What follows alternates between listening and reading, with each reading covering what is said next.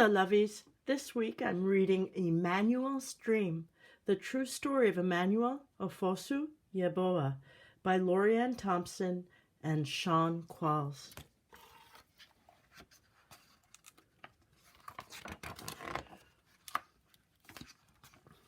In Ghana, West Africa, a baby was born. Two bright eyes blinked in the light. Two healthy lungs let out a powerful cry. Two tiny fists opened and closed, but only one strong leg kicked. Most people thought he would be useless, or worse, a curse. His father left, never to return, but his mother had faith. Her name was Comfort, and she named her first child Emmanuel, meaning God is with us. As Emmanuel grew, Mama Comfort told him he could have anything, but he would have to get it for himself. He learned to crawl and hop, to fetch water and climb coconut trees. He even shined shoes to earn money. Most kids with disabilities couldn't go to school. Still, Emmanuel's mother carried him there until one day she said, "You are too heavy." From then on, Emmanuel hopped to school and back, 2 miles each way, on one leg by himself. At first, nobody would play with him, so Emmanuel saved his money and bought something none of his classmates had, a brand new soccer ball. Of course he would share it, if he could play too. Lunging and spinning on crutches his grandmother had found for him and kicking the ball with his good left foot, Emmanuel earned their respect. His new friends sometimes used their lunch money to rent bikes. Would Emmanuel be able to join them? His friend, Godwin, pushed him fast so he could balance. Over and over again, Emmanuel fell hard, but finally, he rode.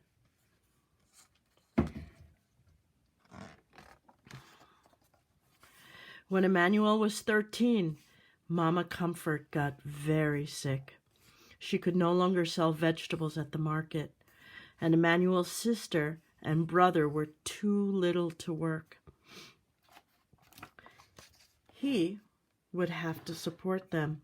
Against his mother's wishes, Emmanuel snuck out and boarded a midnight train to the bustling city of Accra, 150 miles away, alone. He didn't know it then, but it would be 2 years before he saw his family again.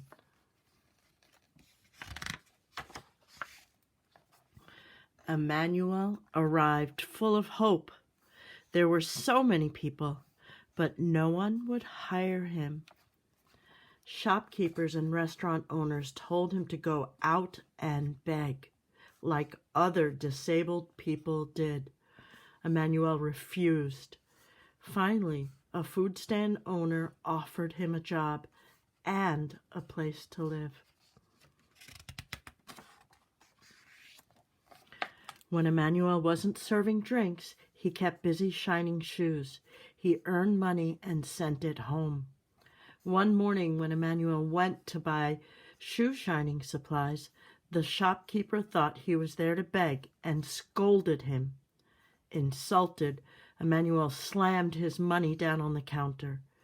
The shopkeeper apologized, but Emmanuel would never forget.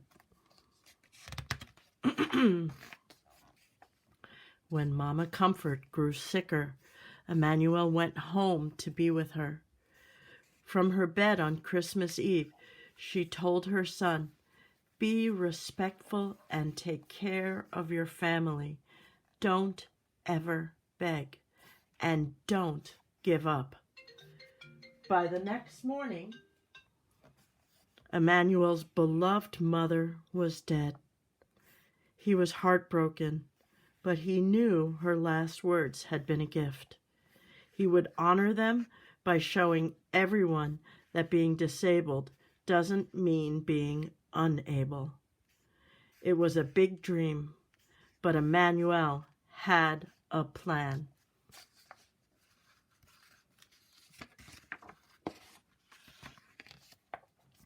Emmanuel had a sharp mind, a bold heart, and one strong leg.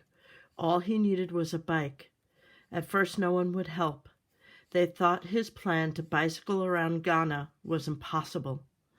Then Emmanuel wrote to the Challenge Athletics Foundation all the way in San Diego, California. They sent him a bike, plus a helmet, shorts, socks, and gloves. Emmanuel started training for the long ride. He persuaded the king of his region to give him a royal blessing. He went door to door asking for additional support.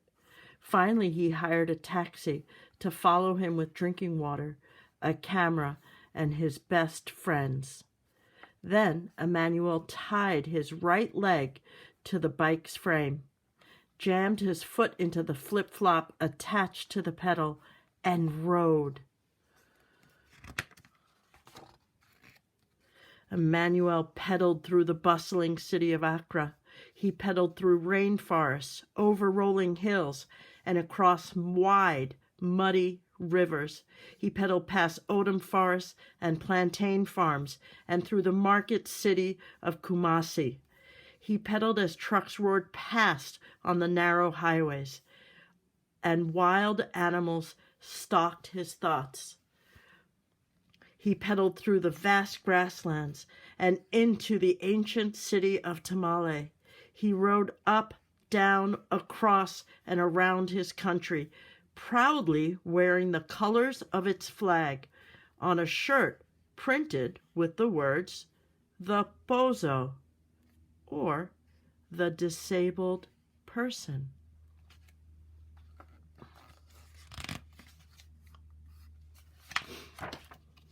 Along the way, Emmanuel talked to those with physical challenges and those without, to poor farm workers and wealthy landowners, to religious leaders, government officials, and reporters.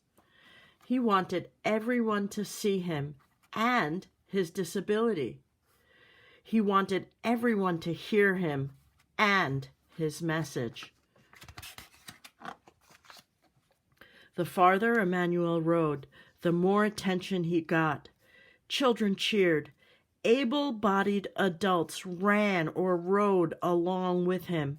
People with disabilities left their homes and came outside for the very first time.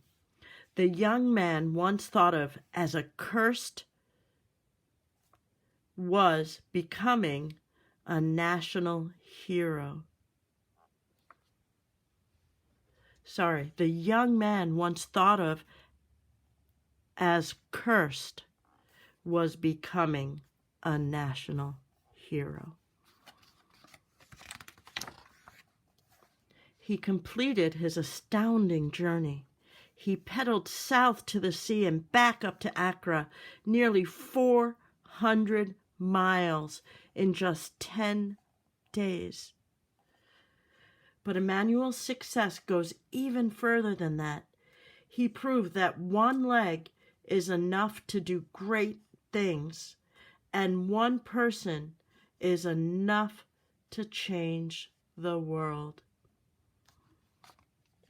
Emmanuel said, "In this world, we are not perfect. We can only do our best." Friends, this week, I'd like you to do a drawing. You can do it on your iPad or paper, whatever you have around. You can use your iPad to do the drawing, or you can take pictures of a moment in time that seemed difficult or where you felt like you had a difficulty and it turned into, or you hope it turns into, actually a blessing, maybe something wonderful. And it's important to think about that right now. We're also talking about our interconnectedness, our connections with our family and friends, students and teachers, and looking at the events from the past and the present in order to improve the future. Please think about those things before you do your drawing. And if you want to do an extra activity, there's a Flipgrid link, and you can show your drawing and tell us about it, your drawing or your picture. Okay, friends, much love. Hope you're doing well, and I can't wait to see what you have to share. Bye.